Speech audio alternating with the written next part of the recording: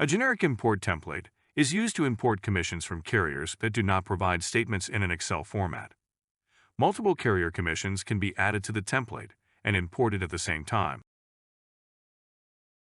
To download a generic import template, go to the main menu and click Commissions. Click the Commission Statement icon and select Add Generic Import Template. Open the file and save it to your computer. There are 3 steps to the template. Step 1 contains terms and definitions for the column headings in the Step 3 tab.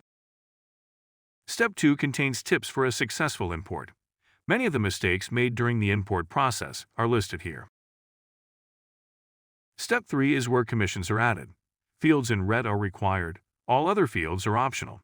A carrier name is only required if importing commissions for multiple carriers. If only importing commissions for one carrier, leave this field blank. When you have finished adding your data, save the file. To import a generic import template, go to the main menu and click Commissions. Click the Commission Statement icon and select Import Statement. Drag your import template into the box or browse for the file.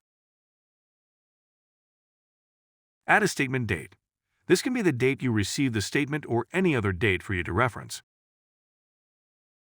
A description of the plan is optional. Select a carrier.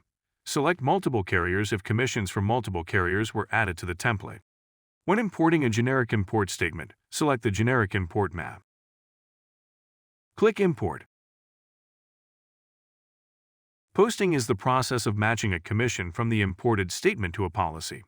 To open the imported statement and post commissions to policies, click Post Commissions.